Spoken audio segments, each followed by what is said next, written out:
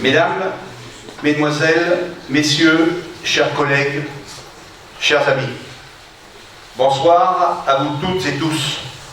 Bienvenue à la salle Marius Laloy, bienvenue aux Bolonaises et Bolonais, bienvenue aux nouveaux arrivants. C'est un véritable plaisir pour moi et l'ensemble des élus de vous retrouver à l'occasion de cette cérémonie annuelle des vœux.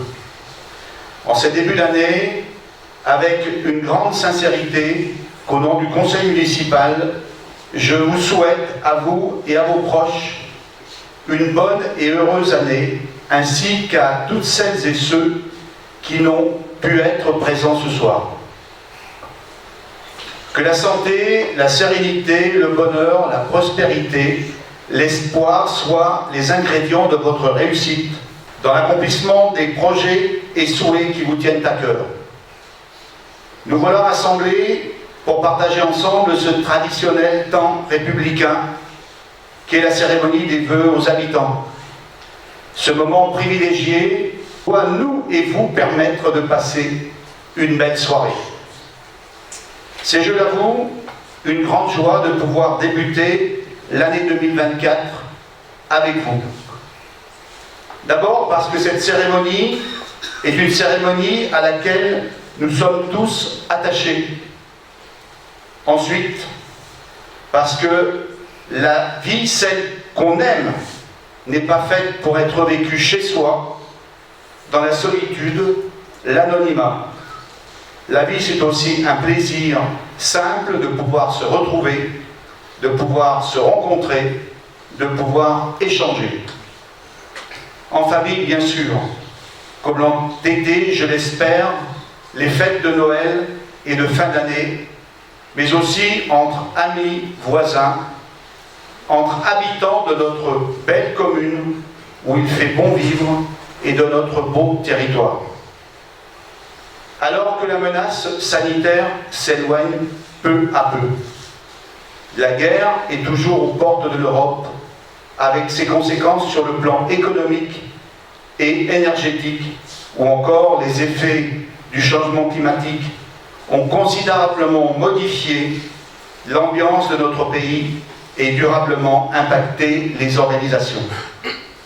Les élus que nous sommes sont là pour vous redonner espoir, envie, et cela à travers les formidables moments de joie, de festivité, comme ce fut le cas lors du Festival des Bords de Loire au mois d'août, les 4 marchés de producteurs d'avril à juillet et le très beau marché de Noël du mois de décembre.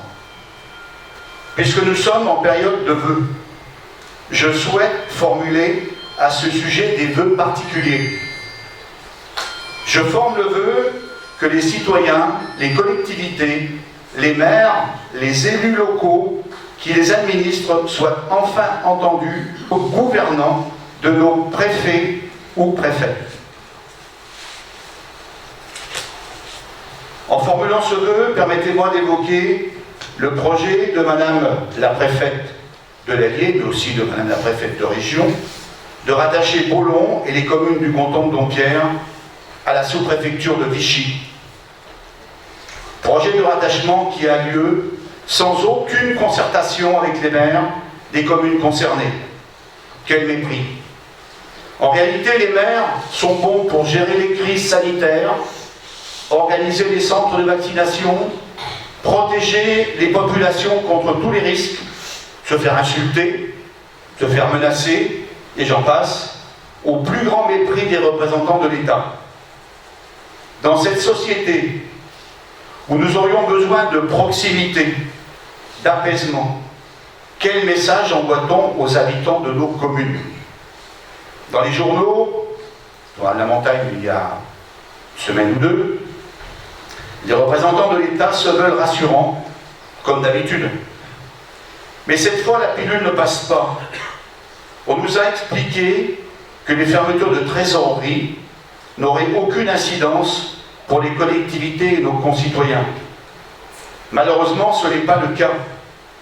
Au point où il a fallu que les associations de maires montent au créneau pour faire améliorer, tant que se peut, la qualité du service de la DGFiP.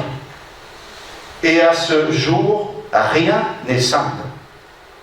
Alors que notre système de santé est défaillant, que les hôpitaux font appel aux dons pour financer du matériel, entre autres des scanners, le seul souci de l'État est de regrouper les arrondissements. Je forme donc le vœu que nos gouvernants respectent les citoyens et que l'humain soit remis au cœur des politiques publiques.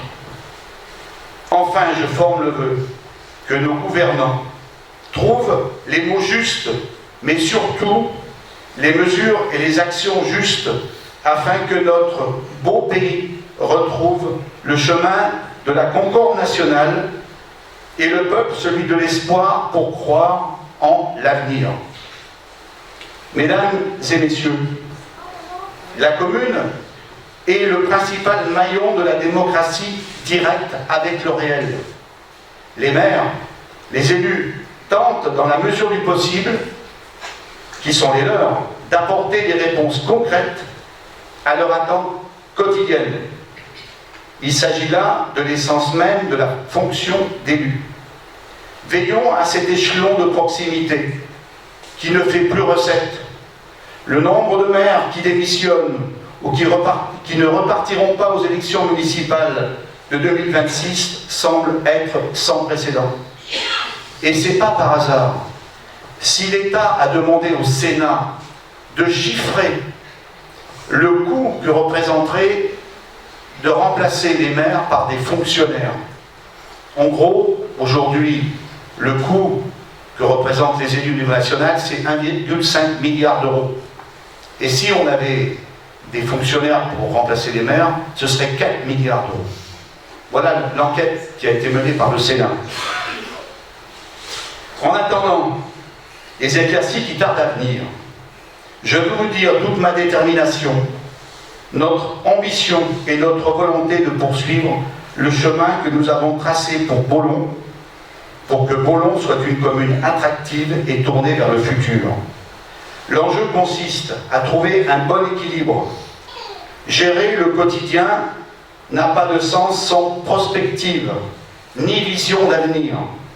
C'est grâce à cette vision que nous avons des finances saines, notamment en ayant emprunté quand les taux d'intérêt étaient très bas, et aussi notre rigueur de gestion. Nous voici à mi-mandat, et il me revient de vous présenter le bilan de ces 3 années de mandat dont nous pouvons être fiers.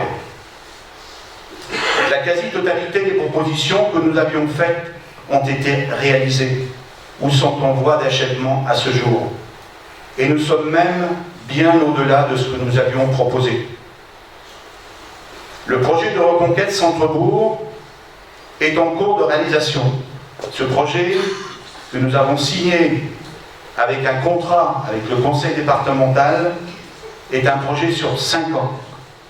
Nous allons revisiter l'ensemble du bourg. La centrale solaire sur les bâtiments scolaires, même si elle n'est pas en activité parce que c'est énormément compliqué pour la mettre en route avec Enedis, fait partie aussi de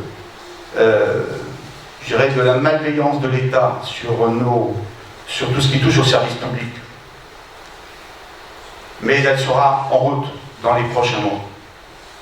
L'aménagement de la halte nautique est terminé et un kiosque est venu lui donner une allure. Le boulodrome couvert est réalisé. Nous nous en servons aussi pour le marché de Noël, mais aussi pour la fête des écoles. Les travaux d'économie d'énergie, vous en avez l'exemple ici, les bâtiments sont passés au LED, pas tous, mais on va le faire au cours de l'année. Et nous avons passé aussi l'éclairage public, une grande partie de l'éclairage public en LED. Les travaux pour améliorer la sécurité. On a posé quelques ralentisseurs à la demande des riverains. Alors, ralentisseur, c'est toujours compliqué. On en voudrait bien partout, mais pas devant chez soi. C'est ça? Je ne me trompe pas. D'importants travaux ont été réalisés dans les écoles. Et nous avons équipé l'ensemble des classes primaires d'équipements numériques de haute performance. D'importants travaux aussi ont été réalisés dans les cours d'école. Et nous avons pour la première fois fait un revêtement synthétique dans la cour de l'école des Aubrelles. Nous avons également posé une tyrolienne à l'aire de jeu. Nous sommes actuellement en réflexion donc, sur la friche industrielle rue du Petit Fond, puisque nous avons acheté les terrains et le bâtiment. Et je vous dirai tout à l'heure ce qu'on va en faire. Nous avons également, en urgence, pour soulager la facture énergétique, installé une chaufferie bois. Et si vous avez du chauffage dans cette salle, eh bien, elle est en activité. Elle chauffe la salle des fêtes, l'ancienne cantine, la poste, la mairie, les appartements, les bureaux, 1200 mètres carrés exactement. Et nous devrions faire une économie substantielle de près de 300% d'économie par rapport à la facture de gaz. L'étude pour la reprise des concessions dans le cimetière, elle est terminée. Nous avons 140 concessions à reprendre et nous commencerons dès 2025. Alors, je voulais simplement vous donner une petite explication. Le cimetière, nous avons des concessions à reprendre avec des titres de concession, des titres de propriété. Et puis nous avons des concessions où nous n'avons pas de titre de propriété. C'est ce qu'on appelle les concessions de biens communs. C'est pour ça que quand vous allez au cimetière, bah vous vous dites celle-là elle est à prendre, elle n'est pas en bon état, mais celle qui est à côté, elle est encore pire. Et la commune, elle n'a rien fait pour la prendre. Les biens communs, c'est quoi? C'est qu'il y a un demi-siècle, voire plus, quand vous aviez des obsèques, vous adressiez à la mairie, et la secrétaire de mairie ou le maire disait eh ben, on peut bien l'inhumer ici. Et il n'y avait pas de document de fait en mairie. C'est pour ça qu'on a des biens communs. C'est-à-dire que le bien, il reste à la fois propriétaire de la commune, mais aussi une partie propriétaire des personnes qui sont inhumées dans la concession. Donc nous allons entamer une procédure de reprise de biens communs pour rajouter un certain nombre de concessions dans la reprise en 2024. Ensuite, nous sommes toujours dans le cimetière. Nous avons engazonné un tiers du cimetière. Pourquoi engazonner? Parce qu'on n'a plus de produits de traitement. Alors, contrairement aux idées reçues, le glyphosate, ce n'est pas pour les collectivités. Faut oublier. Peut-être que les particuliers auront la possibilité de récupérer, mais nous, les amendes sont lourdes, et le maire que je suis, pas trop envie de payer une amende parce qu'on aura mis du glyphosate dans le cimetière. Donc on va essayer d'enherber, de tondre, et si ça marche bien, on pourrait aller sur la totalité du cimetière, comme ça se fait à Moulins, à Vichy, pour Rolancy, et dans bien des communes. Nous avons également aménagé l'aire de stationnement à l'abribus des œufs pour permettre aux voitures de se garer plus facilement. En partenariat avec la région, installé plusieurs abribus neufs. Nous avons terminé la viabilisation de la 3e tranche du lotissement des Acacias, lotissement La Garenne pour ceux qui connaissent, et vendu tous les terrains. Nous sommes aussi fiers d'avoir installé une micro-crèche sur la commune, crèche qui a été construite par la communauté de communes et qui est gérée par une association.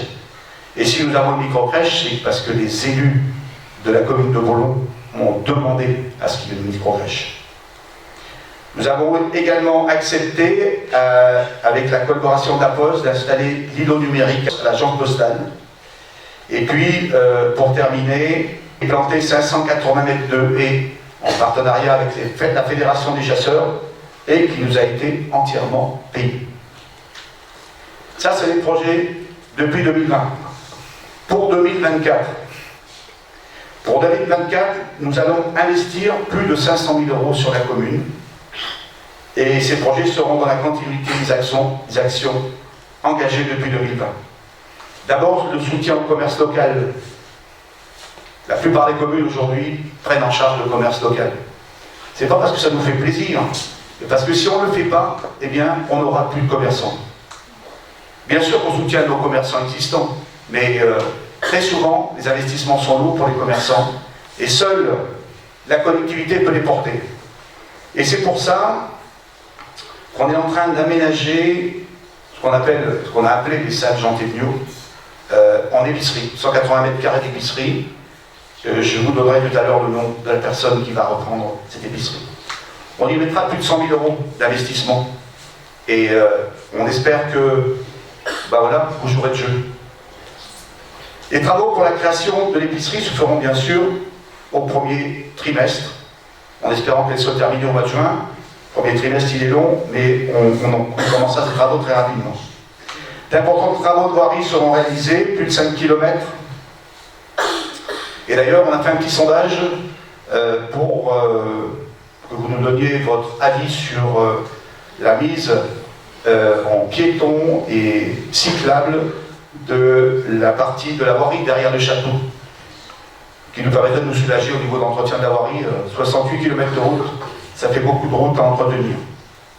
Et puis ça irait dans la continuité de ce que l'on veut faire avec les voies douces. Nous aurons bien sûr la restructuration de la place des Nouvelles, place qui est devant chez Clarbelin et la pharmacie, la démolition de la friche rue du Petit Fond, avec bien entendu un partenariat avec Ali Habitat, et je pense vous en avoir déjà parlé, et la construction d'une résidence senior, d'une dizaine de logements. L'achat d'une balayeuse tractée et divers matériels. Pourquoi une balayeuse? Parce qu'on est de plus en plus contraint de nettoyer les rues avec notamment les aléas climatiques. La création d'une réserve incendie à la sortie de la station d'épuration des Droyers pour permettre de récupérer les eaux usées, sachant que ça nous éviterait d'avoir l'effet quand le préfet nous dit ou la préfète vous n'avez plus le droit d'arroser, on va continuer d'arroser nos fleurs. L'achat d'un jeu dans la cour de l'école maternelle et certainement la restructuration de la cour de l'école, l'installation d'une borne de recharge électrique place de l'église, la création d'un point de compostage au local technique de la commune. 2 projets seront réalisés en partenariat avec le SDE et la communauté de communes. L'enfouissement des lignes au Droyer, donc en partenariat avec le SDE. La création d'une voie verte financée par la communauté de communes de Boulon à Dompierre-sur-Bèbre, pour rejoindre la voie verte de Dompierre-sur-Bèbre. Et une provision de 200 000 € a été faite par la communauté de communes. Et nous continuerons l'implantation d'arbres, puisque le département s'engage dans la fourniture d'arbres aux communes, avec bien entendu l'achat d'arbres et d'arbustes financés par le conseil départemental. Et nous aurons bien sûr le recensement, et je vous demande d'accueillir les agents recenseurs le mieux que vous pouvez. Vous pouvez leur payer le café, c'est pas interdit, pas d'alcool. L'ensemble de ces travaux ou achats de matériel seront financés par un autofinancement de la commune, sauf ceux avec qui on est en partenariat, et par nos partenaires qui sont bien entendu le département, l'État, la région et la communauté de communes sous forme de subventions. Je viens d'aborder les financements de nos projets d'investissement. Je vais vous donner quelques chiffres, quelques éléments sur nos dépenses et recettes de fonctionnement. Tout d'abord, nos dépenses principales sont bien sûr les charges de personnel, charges contenues malgré les décisions prises par l'État de revalorisation du point d'indice des fonctionnaires territoriaux, mais c'était plutôt mérité et attendu depuis longtemps. Nos charges à caractère général, énergie, restaurants scolaires, garderie, accueil de loisirs, entretien du patrimoine routier et bâti, subissent, comme vous le savez, une forte inflation. Nos charges financières sont stables. Nos recettes, la fiscalité comparée à la moyenne départementale des taux de taxes foncières de Boulon sont très raisonnables, et je vais vous donner des chiffres très rapides. Taxe foncière bâtie 31,43 pour Boulon, la moyenne départementale est à 43,32, et le foncier bâti, donc 22,44 pour Boulon, et le département 36,19. Alors, ne comptez pas sur moi pour vous dire que les taxes communales sont injustes et trop élevées. D'abord parce qu'on en a besoin. Car elles seules représentent moins de 50% de nos recettes. 450 000 € sur un budget de 1,6 million d'euros. L'impôt est quelque chose de juste s'il est bien utilisé. Je ne suis pas sûr qu'il est toujours bien utilisé d'ailleurs. Mais bon, pas forcément dans notre économie. Pour donner un ordre d'idée, j'aime bien le rappeler, pour scolariser nos petits-enfants à l'école de Boulon, il nous faut une somme d'en gros de 180 000 €.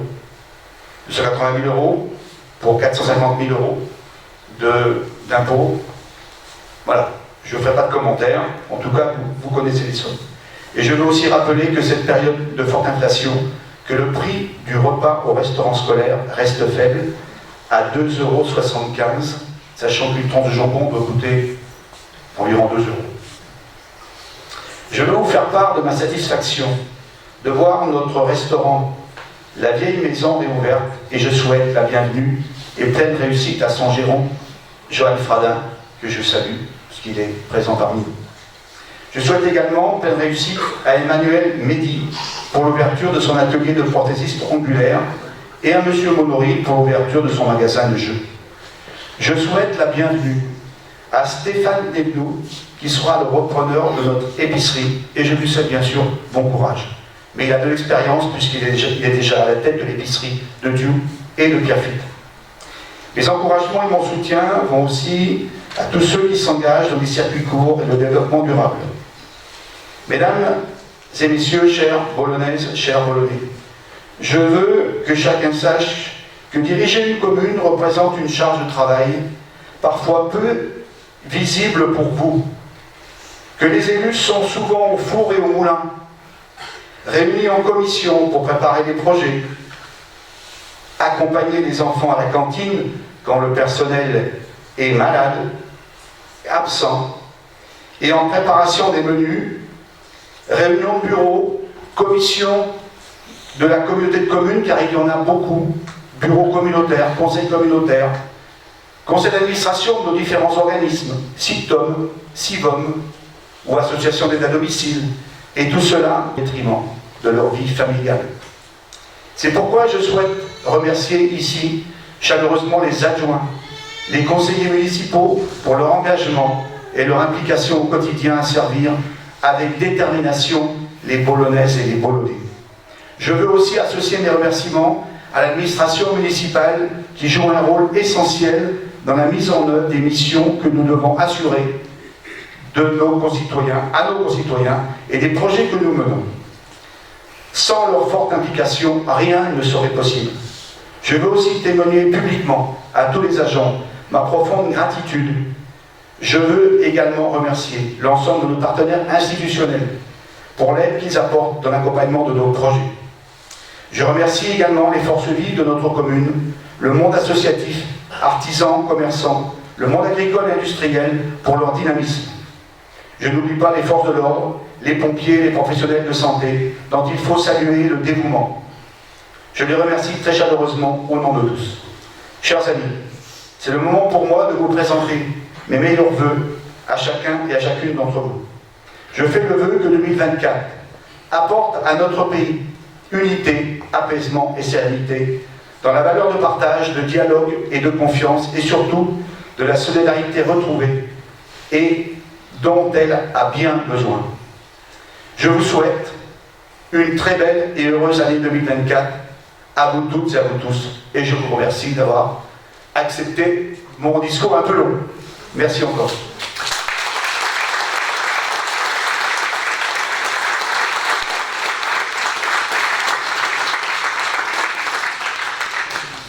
Alors, je souhaitais, lors de cette cérémonie, féliciter et récompenser pour leur engagement quelques personnes de notre commune. Je vais commencer par des dames. Félicitations à l'équipe féminine du tir à la corde, qui frôle le Graal en finale. Il a fallu peu, en espérant que l'année prochaine, eh bien, ils gagnent tous la finale. Je souhaite féliciter et remercier Jean-Claude Dupont, qui fut président de l'association des donneurs de sang pendant plus de 10 ans. Encore merci à Jean-Claude, à son épouse, pour avoir présidé cette association. Et bien entendu, je souhaite bon courage au nouveau président, qui est là également. Je voulais aussi associer Jean Bernard, le petit Jean, pour ceux qui connaissent. Il a terminé les dons de sang puisqu'il a passé l'âge de faire des dons. Et je voudrais quand même citer une personne qui a fait 158 dons et presque autant de plaquettes. Je veux dire qu'on peut l'applaudir, même si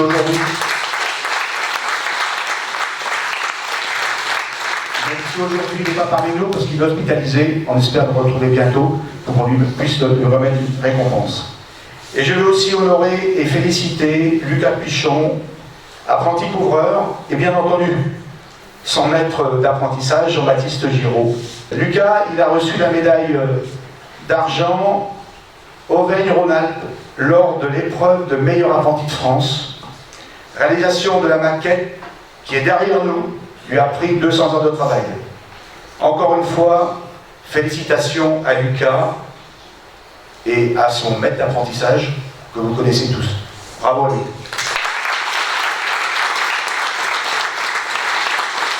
Je voulais remercier et de souhaiter la bienvenue à notre fleuriste.